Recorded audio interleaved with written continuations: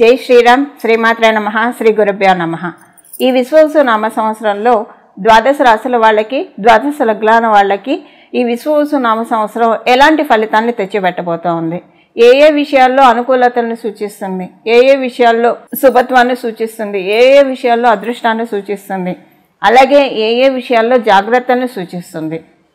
జాగ్రత్తలు సూచిస్తూ ఉన్నప్పుడు మనకి ఆ విషయాల్లో మనం పర్టికులర్ విషయాల్లో కనుక మనం జాగ్రత్తగా ఉంటే కనుక మనకి ప్రతికూల పరిస్థితులు లేనట్లే. ఫస్ట్ మనం అక్కడ మనకి ప్రాక్టికల్ రెమెడీ ఏంటంటే జాగ్రత్తలు సూచించే అంశాల్లో మనం జాగ్రత్త పడితే కనుక ప్రతికూలతల్ని మనం అధిగమించినట్లే.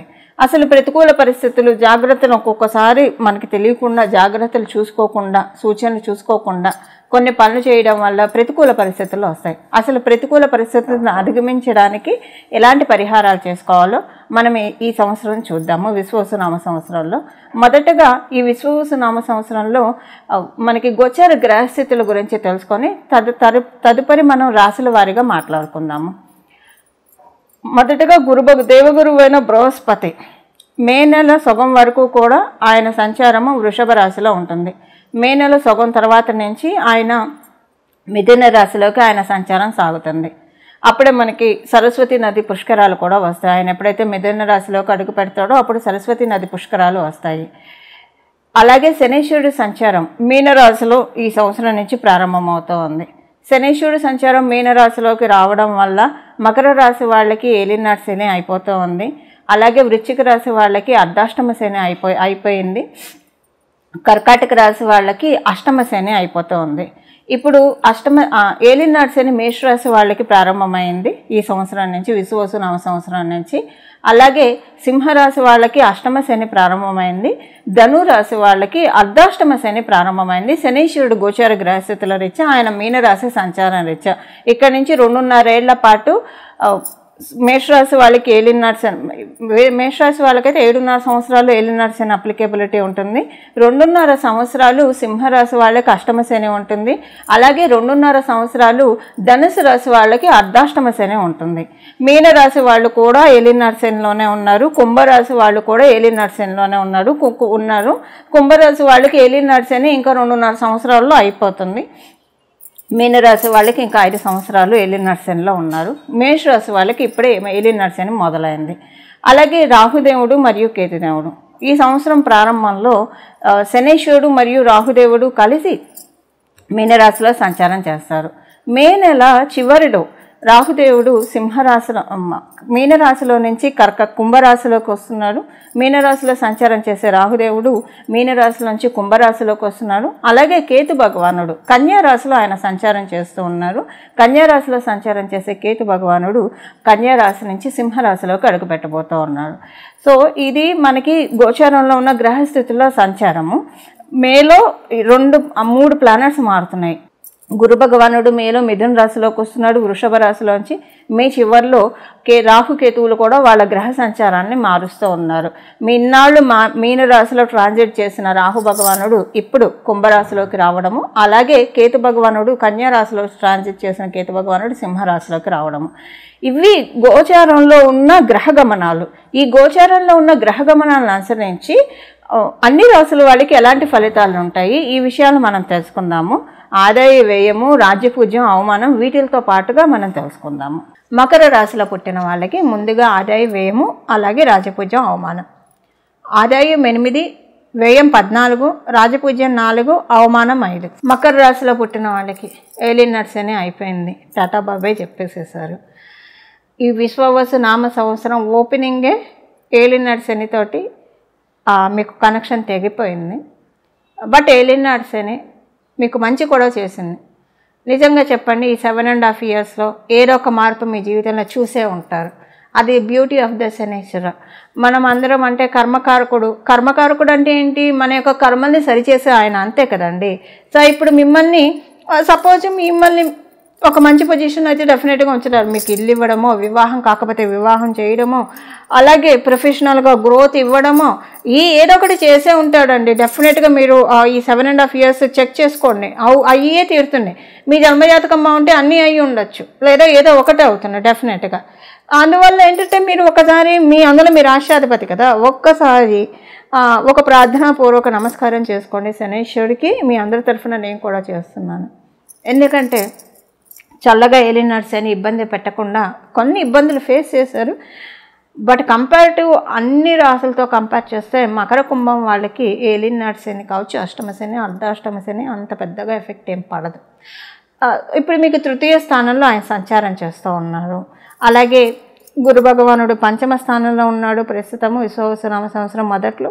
మే తర్వాత ఆయన మధ్య తర్వాత ఆయన మిథున రాశిలోకి వెళ్ళిపోతాడు. అంటే మీకు అక్కడ షష్ఠ స్థానంలో ఆయన సంచారం. మీకు ద్వితీయ స్థానంలో మే చివరాకన్నా రాహు భగవానుడు, అలాగే మీకు అష్టమ స్థానంలో కేతు భగవానుడు సంచారం జరుగుతుంది. సో ఈ గోచర గ్రహస్థితుల రీత్యా మీకు ఎలాంటి ఫలితాలు ఉంటాయి? ద్వితీయ అష్టమ స్థానాల్లో రాహుకేతువుల సంచారం యాక్చువల్గా అయితే అసలు మంచిది కాదు. పరాశర సంహిత ప్రకారం అస్సలు మంచిది కాదు. జన్మజాతకంలో ఉన్న గోచారంలో ఉన్న మంచిది కాదు. కానీ క్యాన్సిలేషన్స్ ఉంటాయి. క్యాన్సిలేషన్ ఎక్కడ పడిందంటే రాహు భగవానుడు కుంభం అవ్వడం వల్ల పడింది. ఇదే రాహువు కనుక ద్వితీయ స్థానం కావచ్చు లేదా అష్టమ స్థానం కావచ్చు. కుంభం అంటే కొన్ని రాశుల్లో ఆయనకి ద్వితీయ అష్టమ స్థానాలు అనేవి పెద్దగా ఇంపాక్ట్ చూపించదు. సో మీరు ఇక్కడ సేఫ్ గార్డ్ అయ్యారు. ఇంకా మిగతా కొన్ని రాశుల్లో అయితే అసలు పనికి రాదు. వాళ్ళిద్దరు అష్టమ మరియు ద్వితీయ స్థానం ట్రాన్సిట్ అది రివర్స్లో ఉంటే ఇంకా ప్రమాదకారిగా ఉంటుంది. సో ఇప్పుడు ఏంటంటే మీకు ఈ పాయింట్ అనేది ఒక రకంగా ద్వితీయ అష్టమ స్థానాలది ఒక రకంగా క్యాన్సిల్ అయిపోయింది. ఎందుకంటే అక్కడ కుంభరాశి అవ్వడం వల్ల. అదే ఇప్పుడు రాహు భగవానుడు మన కర్కాటక రాశి వాళ్ళకి, మీ సప్తమ స్థానంలో ఉన్న కర్కాటక రాశి వాళ్ళకి చూస్తే అష్టమ స్థానంలో ఉన్నాడు, కేతువు ద్వితీయంలో ఉన్నాడు. మీకేంటంటే రాహు ద్వితీయంలో ఉన్నాడు, కేతువు అష్టమంలో ఉన్నాడు. ఈ రాశి అవ్వడం వల్ల మీకు కర్కాటక రాశి వాళ్ళకి ఈ ద్వితీయ అష్టమాధిపతి దోషం అనేది లేదు. అక్కడ క్యాన్సిల్ అయిపోయింది, వేవర్ అయిపోయింది అనమాట, కుంభరాశి అవ్వడం వల్ల మాత్రమే. అయితే కొంత మీకు జాగ్రత్తలు అయితే ఆయన సూచిస్తున్నాడు. ఆరోగ్యం విషయంలో జాగ్రత్తగా ఉండాలి, అది డెఫినెట్గా. మీకు క్రేవింగ్స్ ఎక్కువ ఉంటాయి, ఫుడ్ క్రేవింగ్స్ ఎక్కువగా ఉంటాయి. డైట్ అనేది తిలోదకాలు ఇచ్చేస్తారు, మీకు తెలియకుండానే నాలుకని కంట్రోల్ చేసుకోలేకపోతారు. అంటే మీ దగ్గర ఉండే ఫుడ్ కూడా అలానే ఉంటుంది. డెలీషియస్ ఫుడ్ ఉంటే నోరు ఎంతవరకు కట్టుకొని కూర్చుంటారు, అలా అవుతుంది. అసలు మీరు ఫుడే కాకపోయినా విచిత్రంగా తీసుకుంటారు, ఆహారాన్ని ఎక్కువగా తీసుకుంటారు. దానివల్ల హెల్త్ ప్రాబ్లమ్స్ రావడానికి ఆస్కారం ఉంది, వెయిట్ పెరగడానికి ఛాన్స్ ఉంది. చూసుకోండి, కొంచెం చెక్ పెట్టుకోండి. ఎందుకంటే ఆరోగ్య సమస్యలు మంచిది కాదు, ఓవర్ వెయిట్ కూడా మంచిది కాదు. ఈ విషయంలో మకర రాశిలో పుట్టిన వాళ్ళు, మకర లగ్నంలో పుట్టిన వాళ్ళు జాగ్రత్తలు తీసుకోవడం అవసరం. అలాగే ద్వితీయ స్థానం అంటే నాలుక, వాక్ స్థానం, కుటుంబ స్థానం చాలా ఉంటాయి. ప్రస్తుతానికి ఇక్కడ మీకు అప్లికేబుల్ అయ్యే పాయింట్ వరకు నేను చెప్తాను.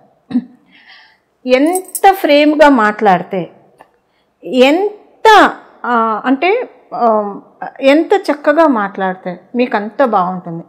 ఇప్పుడు కుంభరాశి మన సహజ కాలపురుషుడు కుండలిలోంచి లాభస్థానం అయింది, మీ నుంచి ద్వితీయ స్థానం అయింది. అక్కడ కూర్చున్నాడు ద్వితీయ స్థానాధిపతి. ద్వితీయ స్థానంలో ఉండడం అనేది ఒక ధనయోగం మకర రాశిలో పుట్టిన వాళ్ళకి. ఈ ధనయోగం మీరు తీసుకోవాలి అంటే మీ వాక్కును మీరు చెక్ చేసుకుంటూ ఉండాలి. వాక్కు మీద అదుపు లేకపోతే, తిండి మీద అదుపు లేకపోతే ఆరోగ్య సమస్యలు ఎలాగొస్తాయో, వాక్కు మీద అదుపు లేకపోతే ఆర్థిక స్థితిగతుల్లో సమస్యలు ఖచ్చితంగా తటస్థించి తీరుతాయి. ప్రాక్టికల్ రెమెడీ మీ వాక్కు మీద మీకు కంట్రోల్ ఉండాలి. ఏం మాట్లాడుతున్నారు అనేది చెక్ చేసుకొని మాట్లాడండి. ఆచితూచి మాట్లాడడం, ఎంత బ్యాలెన్సింగ్గా మాట్లాడతారో అది మీకు ఇప్పుడు అంత శ్రీరామ రక్షగా ఉంటుంది. ఈ విషయాన్ని మీరు మర్చిపోకండి. లేకపోతే ఏముంటుంది, మీకు వచ్చే డబ్బులు మిస్ అయిపోతాయి అంతే. అక్కడ మీకు ఏం ఇబ్బందులు అయితే ఏం రావు, డబ్బులు మిస్ అవుతాయి. కాకపోతే రాహుకేతువులు గోడ మీద పిల్లి, అది కూడా నేను చెప్పడానికి లేదు. ఏదన్నా మీ వాక్కునే తీసుకొని అదే ఒక బూచిలాగా చూపించి అందరూ మిమ్మల్ని హ్యామర్ చేసే విధంగా కూడా అవుతుంది. ఈ విషయం మీరు మర్చిపోకండి, చాలా జాగ్రత్తగా ఉండాలి. తృతీయంలో శనేశ్వరుడు, ఓకే మీ రాష్ట్రాధిపతి కాబట్టి బాగానే ఉంది. ఇక్కడ కూడా మీకు ద్వితీయ స్థానాధిపతి ద్వితీయంలోనే ఉన్నాడు. కానీ ఇప్పుడు మన పిల్లలే అనుకోండి, ఇష్టం వచ్చినట్టు అన్ని పనులు, చండాల పనులు చేస్తే తల్లిదండ్రులు ఊరుకుంటారా? దండిస్తారు కదా. సో అది ఇప్పుడు వాళ్ళు చూస్తున్నారు అనమాట. అంటే మీరు ఏదో ఏమంటారు కంట్రోల్ ఉండదు అలా అని నేను చెప్పట్లేదు. ఇప్పుడు ఏంటంటే ఇలాంటి వాళ్ళు టెస్టింగ్ పెడతారు, అందుకని చెప్తున్నాను. అంటే మీకు తెలియకుండానే మీ మాటలు వదిలేసేస్తారు, మీకు తెలియకుండానే జరిగిపోతాయి. రాహు మాయ అండి. ఆ మాట్లాడేసేపు మీకేం తెలియదు, మాట్లాడేసేస్తారు. మాట్లాడేదాకా మీ నెత్తి మీద కూర్చొని మాట్లాడించేదాకా ఊరుకోడు, మాయ అనమాట. ఆ తర్వాత దానికి తగ్గ ఇది కూడా ఇస్తాడు. అయితే ఇది క్యాన్సిలేషన్ కొంతమందికి అవుతుంది. మీ జన్మ జాతకంలో గురుబలం బాగా ఉంటే కనుక చాలా బాగా మీకేమి ఇబ్బంది ఉండదు. మీరు అంటే కరెక్ట్గా మాట్లాడతారు, అంటే మీరు మాట్లాడినది డెఫినెట్గా మీకు మంచిగా చూస్తుంది. గురుబలం లేకపోతే డెఫినెట్గా అరే అసలు ఆ రోజు మాట్లాడుకుని ఉండుంటే బాగుండేది కదా, అసలు ఆ రోజు అక్కడికి ఎందుకు వెళ్ళదు, ఆ మాట ఎందుకన్నాను, అబ్బాబ్బా ఒక్క విషయాన్ని పట్టుకొని ఇంత రచ్చ చేస్తున్నారు, ఇంత లాగుతున్నారు అని అనుకుంటారు. సో దేనికైనా అడుసు తొక్కనేలా కాలు కడగనేలా అన్నట్టు వాక్కు వీలున్నంత వరకు చాలా కంట్రోల్గా పెట్టుకోవాలి. రాహు భగవానుడు ట్రాన్సిట్ రీత్యా అంటే ఏం లేదు, అదొకటి జరుగుతుంది. కాకపోతే రాహు మాయవి కాబట్టి రాహుదేవుడు ఏంటంటే మాయ అన్నమాట.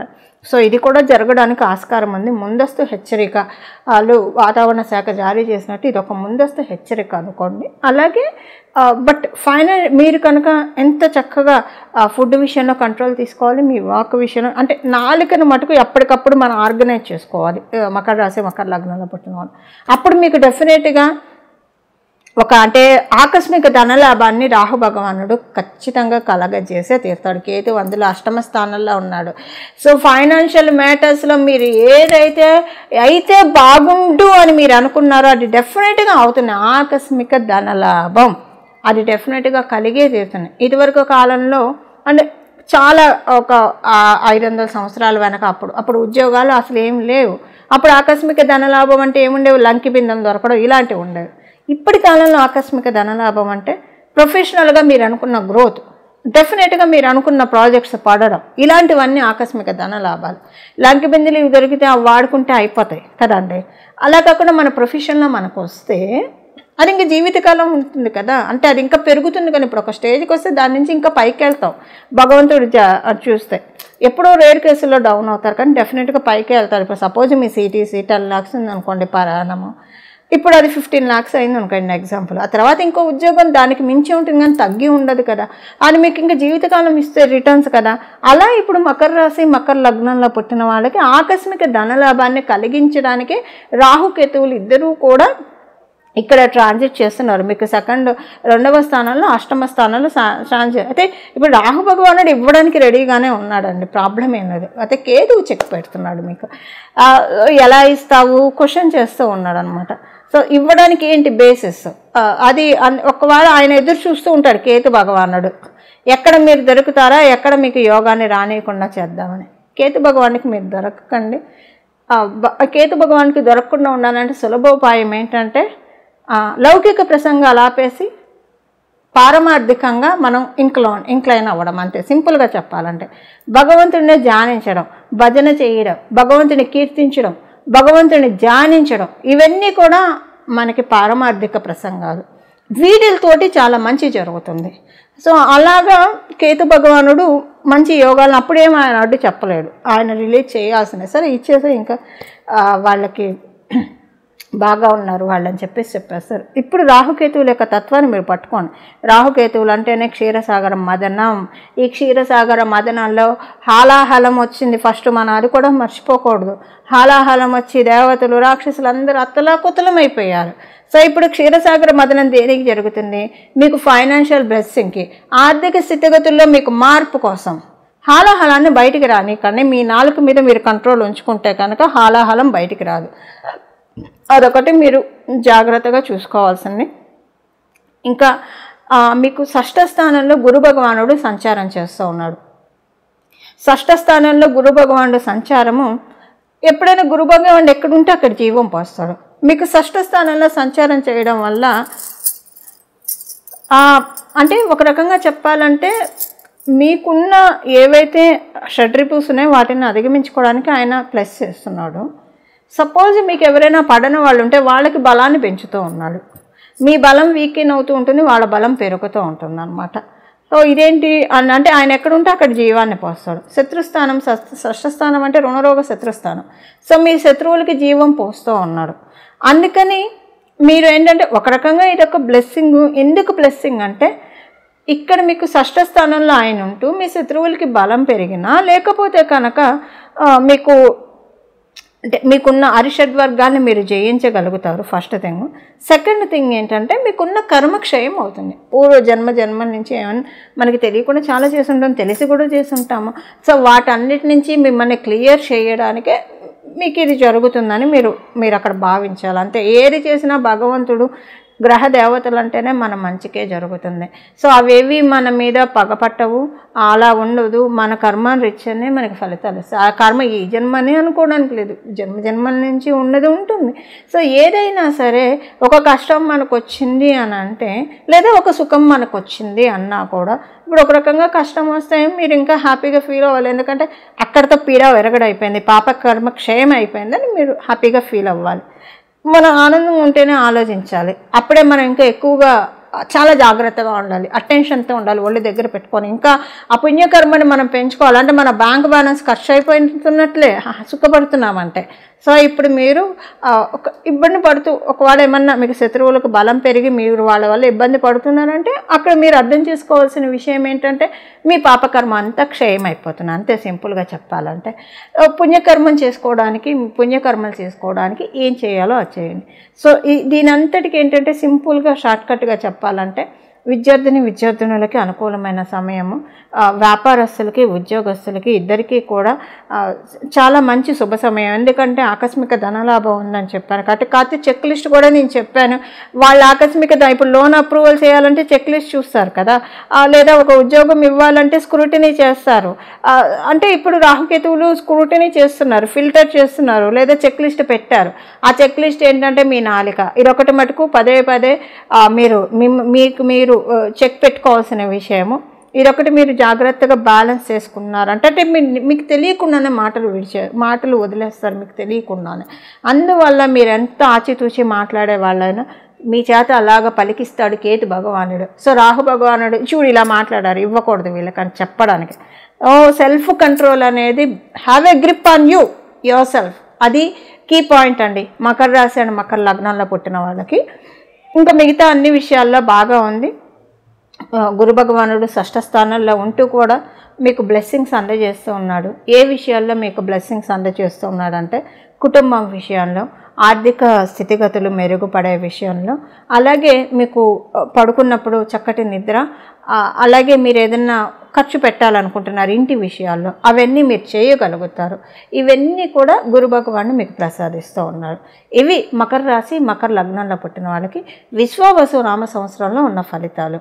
ఇప్పుడు మీరు చేసుకోవాల్సిన పరిహారం ఏంటంటే భగవన్ నామాన్ని సంకీర్తన, నామ జపం ఒక యజ్ఞంలాగా చేయాలి.